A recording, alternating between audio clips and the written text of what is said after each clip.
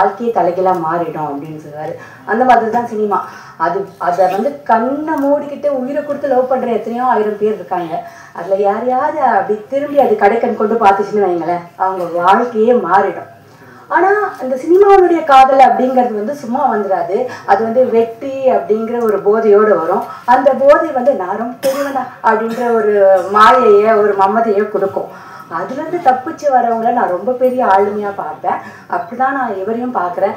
இப்போவுமே வந்துட்டு ரொம்ப சாதாரணமாக நான் சாதாரண பையன், என்ன சார் இவ்வளோ இயல்பாக இருக்கீங்கன்னு கேட்டால், ஐயோ இப்படி சொல்லாதீங்க, இதுவே எனக்கு பிடிக்கல அப்படின்னு சொல்கிற அவரை பார்க்கும்போது அவர் நம்ம வீட்டு பையன், நம்ம பையன் அப்படின்ற ஒரு மனநிலை தான் வருது. இந்த நம்ம வீட்டு பையன், நம்ம குடும்பத்தில் ஒருத்தராக இருக்கிற மணிகண்டன் இன்னைக்கு குடும்பஸ்தராக மாறி இருக்காருன்னா அவரை வாழ்த்து வரவேற்க வேண்டியது நம்மளுடைய கடமை இல்லையா? அவரை வாழ்த்துவோம். இந்த படத்தை பற்றி சில வார்த்தைகள் பேசுவார் திரு மணிகண்டன் அவர்களே அழைக்கிறோம்.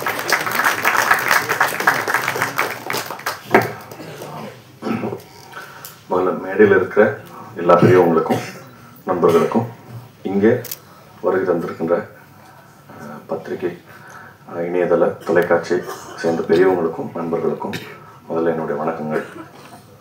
சுமார் ஒரு 2.5 வருஷத்துக்கு முன்னாடி ராஜேஷ் வந்து நம்ம அந்த ஃபோரம் மாலில் ஒரு கையில் ஸ்கிரிப்ட் இன்னொரு கையில் ஒரு கல்யாண பத்திரிக்கையோட மீட் பண்ணேன். ஸ்கிரிப்ட் படிச்சுட்டு பிடிச்சிருந்தா கல்யாணத்துக்கு வாங்க அப்படின்னு சொன்னார். அப்புறம் நான் அவர் கல்யாணத்துக்கு முன்னாடி என்னால் படிக்க முடியல. அதனால் படிச்சுட்டு நான் சொன்னேன், நான் இந்த மாதிரி எனக்கு கதை பிடிச்சிருக்கு. பட் ஆனால் நான் இடையில 2 படம் பண்ண போகிறேன். லவ்வர், குட் நைட்டு, லவ்வர்னு 2 படம் இருக்குது. நான் அதை முடிச்சுட்டு தான் வர முடியும். ஏன்னா ஆல்ரெடி நான் ஒத்துக்கிட்டேன், கையெழுத்து போட்டேன். உங்களுக்கு வெயிட் பண்ண விருப்பம் இருக்கா சொல்லுங்கள், அப்படி இல்லைன்னா நீங்கள் வேறு யாருக்காவது பிச் பண்ணிவிடுங்கன்னு சொன்னேன். பட் ஆனால் அவர் வந்து ரொம்ப பிடிவாதமாக இல்லை, நீங்கள் பண்ணுங்கள், நான் வெயிட் பண்ணுறேன் அப்படின்னு சொன்னார். ஸோ அந்த பிடிவாதத்தை வந்து முதல்ல டைரக்டராக அவருக்கு இருக்கலாம், பட் ஆனால் ப்ரொடியூசராக வந்து வினோத் சாருக்கும் இருந்தது தான் பெரிய ஆச்சரியம். முதல்ல அதுக்காக என்னை வந்து இதில் ஏற்றுக்கிட்டதுக்காக ரொம்ப ரொம்ப நன்றி, எனக்காக காத்திருந்ததுக்காகவும்.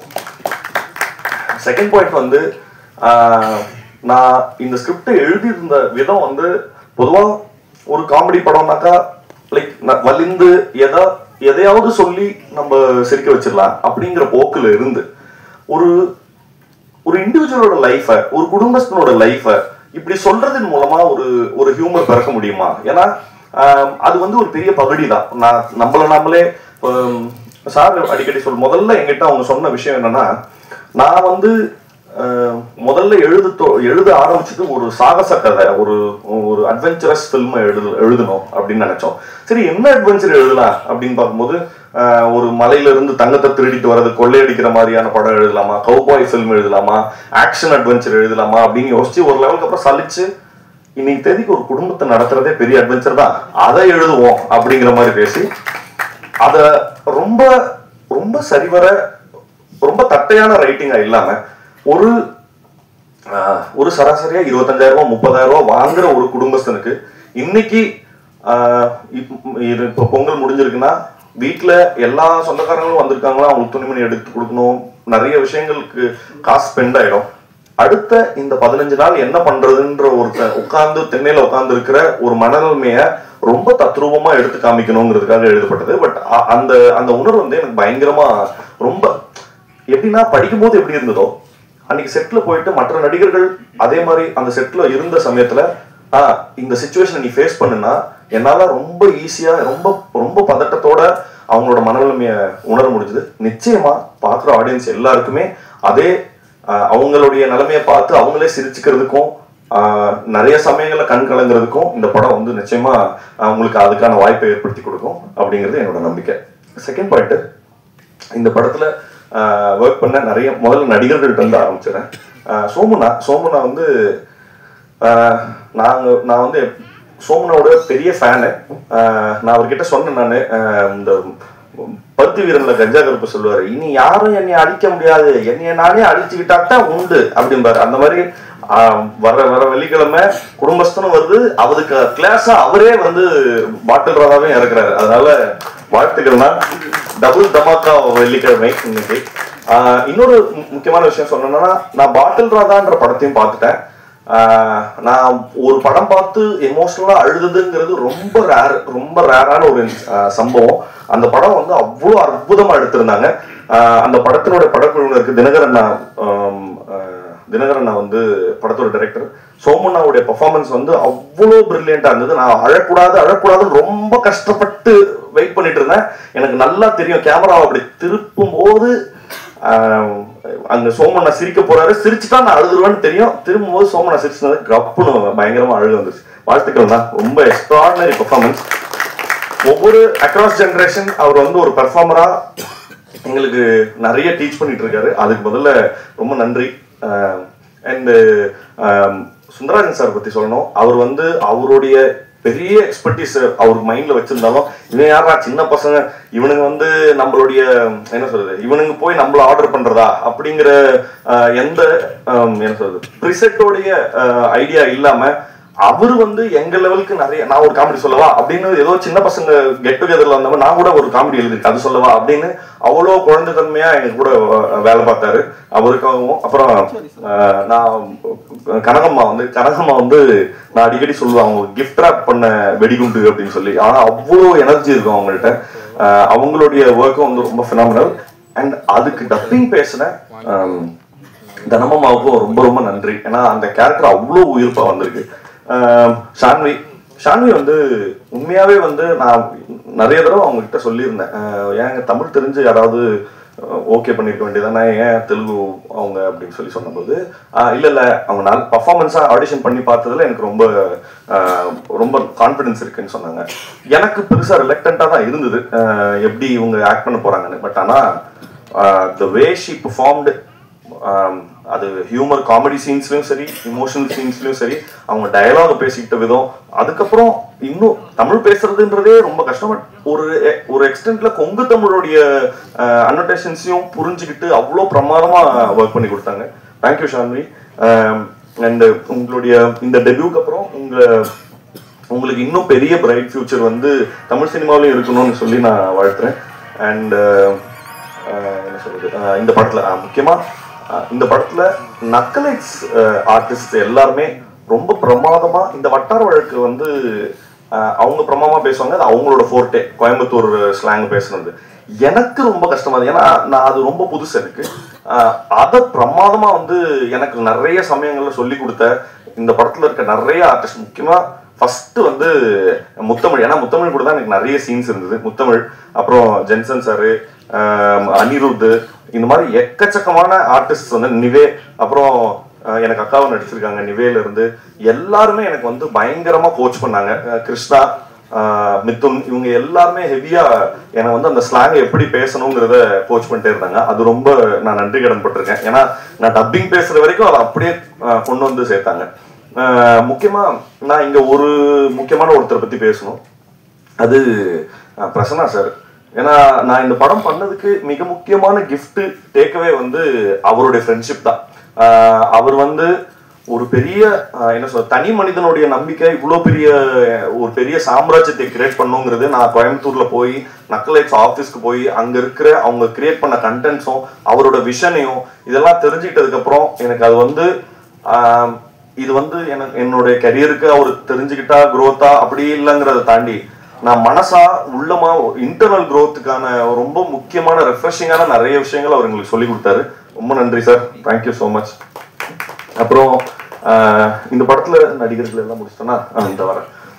அடுத்தது வந்து காஸ்டியூம்ஸ்க்கு வந்து மீரா வந்து எப்படின்னா ஏதோ இந்த கிண்டர் கார்டன் குழந்தைங்க மாதிரி தான் பேசுவாங்க. வந்து சார் உங்களுக்கு வந்து ஷர்ட் சைஸ் வந்து இதுவா இருந்ததுன்னா முன்னாடியே சொல்லிடுங்க சார். அவங்க பெரும் பதட்டத்திலே இருப்பாங்க. இல்லம்மா சரிம்மா நான் இல்ல சார் அது இருந்தா சொல்லிடுங்க, 40ல 41லயே இருக்கு அப்படின்னு சொல்லி அவ்வளோ பார்த்து உங்களுக்கு ஓகே இல்லை சார், ஓகே சார், அவ்வளோ பிரமாதமா ஒன்னொன்னும் பார்த்து செஞ்சு கொடுத்தாங்க. ரொம்ப நன்றிம்மா, தேங்க்யூ ஸோ மச். அப்புறம் கண்ணன், எனக்கு தெரிஞ்சு இந்த படத்துல ஜாஸ்தி சஃபர் ஆனது கண்ணன் தான் நினைக்கிறேன். ஏன்னா ஏகப்பட்ட வருஷன் நாங்க வந்து எடிட்ல வந்து நிறைய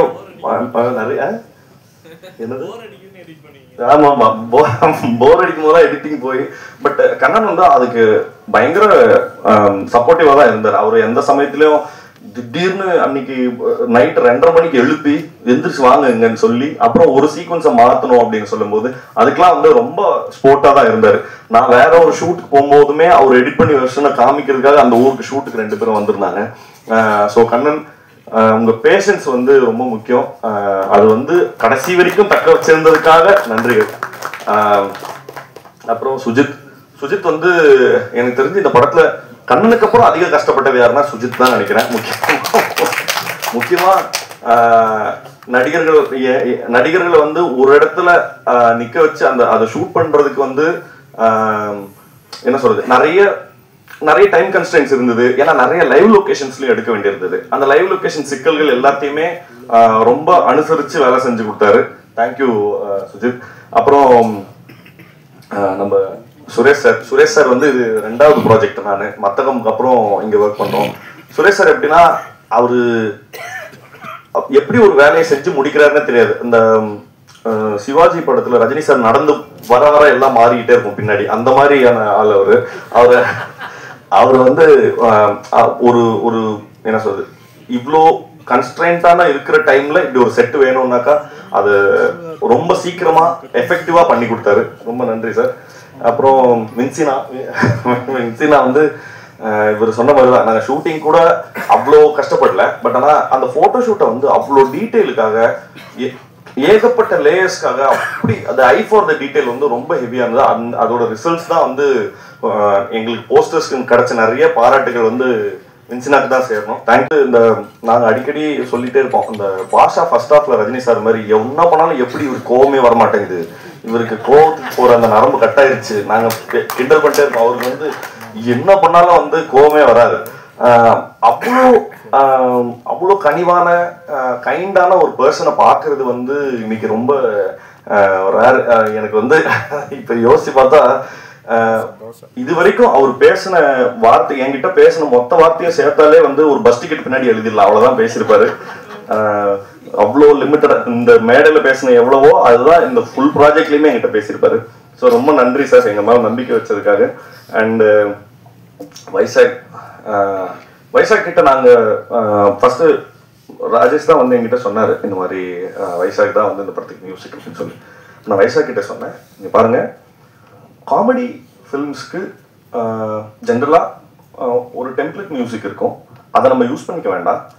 நம்ம ராஜேஷும் நானும் ஏற்கனவே பேசி வச்சிருந்தது என்னன்னா, எப்படி ஒரு அட்வென்ச்சர் ஃபிலிம், ஒரு ஆக்ஷன் ஃபிலிமுக்கான மியூசிக் எப்படி இருக்குமோ அப்படி இருக்கலாம் காமெடிக்கு அப்படின்னு சொன்னேன். பட் அதை வந்து கிராக் பண்றதுக்கு, ஏன்னா ஒரு பழக்கத்துக்கு மீறி ஒன்று பண்ணணுன்றதுனால அதை கிராக் பண்றதுக்கு ரொம்ப கஷ்டப்பட்டாரு. பட் ஆனால் கஷ்டப்பட்டாரு தவிர்த்து கிவ் அப் பண்ணல, தொடர்ந்து அதை ஒர்க் பண்ணி முடிச்சாரு. தேங்க்யூ வைசாக். உங்களுக்கு பெரிய பெரிய பெரிய லைஃப் இருக்கணும் அப்படிங்கிறது என்னோட ஆசை. இந்த படத்தினுடைய அசிஸ்டன்ட் டைரக்டர்ஸ் மிதுன், நம்ம அஸ்வின், கிருஷ்ணா, அப்புறம் assistant cinematographers, assistant art directors, இவங்க எல்லாருக்குமே, ஏன்னா இந்த படம் வந்து ரொம்ப இவர் பிரசன்னா சார் தான் சொல்லுவார், நம்மளுக்கு செட்டு போட டைம் இல்லை, பெரிய பட்ஜெட் இல்லை, அதனால கோயம்புத்தூரே நம்ம செட்டு தான் அப்படிங்கிற மாதிரி என்னை வந்து எல்லா தெருவா நடக்க விட்டு அவ்வளோ வந்து லைவா இருக்கணுங்கிறதுக்காக எடுத்தாங்க. பட் ஆனால் அந்த லைவா இருக்கணுங்கிறதுக்காக பேக் எண்ட்ல இவங்க நிறைய ஒர்க் பண்ணியிருக்காங்க. ஸோ அதுக்கு எல்லாத்துக்கும் நன்றி, தேங்க்யூடா. அப்புறம் கவின்காவும், உன் பேரை மென்ஷன் பண்ண மறந்துட்டேன். அப்புறம் ஒரு லெவல்ல இவரை எப்படி அட்ரஸ் பண்றதுன்னு தெரியல. நான் என் லைஃப்ல ஜாஸ்தி சண்டை போட்டவங்கன்னு சொல்லி எடுத்தாக்கா அந்த லிஸ்ட்ல இவரும் இருப்பாரு. ஏன்னா கட்டி உருண்டோம் சண்டை, செம்ம சண்டை. ஆனா என்னத்துக்குன்னா படத்தோட வெல்ஃபேருக்காக தான். அதனாலதான் எனக்கு வந்து அது அவரும் என் மேல கோச்சிக்கல, இல்ல நானும் அவன் மேல கோச்சிக்கல. இந்த படத்தினுடைய வெல்ஃபேருக்காக அவ்வளோ பெரிய அவ்வளோ சந்தோஷமா ஈச் அண்ட் எவ்ரி டே வந்து ஒரு சின்ன அப்டேட்னா கூட ஃபோன் பண்ணுவாரு, தலைவா இப்படி நடந்துச்சு, ஓகே. அப்புறம் என் சைட்ல என்ன ஒரு ஐடியா இருந்தா, தலைவா இப்படி இருக்குன்னு. ஸோ அந்த ரிலேஷன்ஷிப் வந்து இன்ன வரைக்கும் அவ்வளோ சந்தோஷமா மெயின்டைன் ஆனதுக்கு ராஜேஷனோட ஸ்பிரிட் ரொம்ப முக்கியம். ஏன்னா வேற யாராவது இருந்தா அந்த நான் சண்டை போட்டதை வந்து ரொம்ப இவரு பாருங்க அப்படி, ஆனா அவர் என்ன புரிஞ்சுக்கிட்டாருன்னா, இல்ல அவன் படத்தோட வெல்ஃபேருக்காக தானே சொல்றான் அப்படிங்கிறத ரொம்ப சரியான சென்ஸ்ல புரிஞ்சுக்கிட்டதுக்காக ரொம்ப ரொம்ப நன்றி. இது தொடர்ந்து நாங்க அடுத்தடுத்து வேலை செய்யறதுக்கான பாலமா வந்து இந்த குடும்பஸ்தனும் அமைஞ்சதுங்கிறதுல பெரிய சந்தோஷம். அப்புறம் டைரக்டர் ராம் சாரும் சரி, தேசிங் சாரும் சரி, நாங்கள் ஷூட்டிங் பண்ணிட்டு இருக்கும் போதே வந்து ரஷஸ்லாம் பார்த்துட்டு வந்து எங்கிட்ட வந்து நிறைய சொல்லியிருக்காங்க, இந்த படம் நீங்க பண்ணிருந்த இந்த சீன் நல்லா இருக்கு, அந்த சீன் நல்லா இருக்கு அப்படின்னு சொல்லி தொடர்ந்து வந்து ஒரு வேலிடேஷனுக்காக வேலை செய்யும் போது ஒரு வேலிடேஷன் இருக்கணும்ல. யாராவது வந்து தம்பி நல்லா பண்றப்பா அப்படின்னு சொன்னா ஒரு நிறைவோ ஒரு நிம்மதியோ கிடைக்கல. அதை வந்து தொடர்ந்து கொடுத்ததுக்காக ரொம்ப ரொம்ப நன்றி சார். அண்ட் எப்பவுமே என்னுடைய இன்னைக்கு வந்து கனி மேடம் சொன்ன மாதிரி தான், ஒரு சினிமா மேல ஆசைப்பட்ட ஒரு பையன் இப்படி சினிமாவில் அதாவது ஒரு சின்ன பேர் எடுக்கிறதுக்கே வந்து ஒரு பெரிய ஆதரவு தேவை. அந்த சின்ன பேர் எடுக்கிறதுக்காக இவ்வளோ பெரிய ஆதரவு கொடுத்த உங்க எல்லாருக்கும் ரொம்ப ரொம்ப நன்றி. ஏன்னா தொடர்ந்து என்னுடைய எல்லா படங்களுக்கும் சின்ன சின்ன முயற்சியை கூட நீங்க பெருசா பாராட்டி எழுதுனது தான் என்னை வந்து அடுத்த ஏதாவது தொடர்ந்து நல்ல வேலைகளை செய்யறதுக்கு வந்து என்னை ஊக்குவிச்சுட்டே இருக்கு. தேங்க்யூ. என்னைக்குமே ரொம்ப கிரேட்ஃபுல்லா இருப்பேன் அதுக்கு.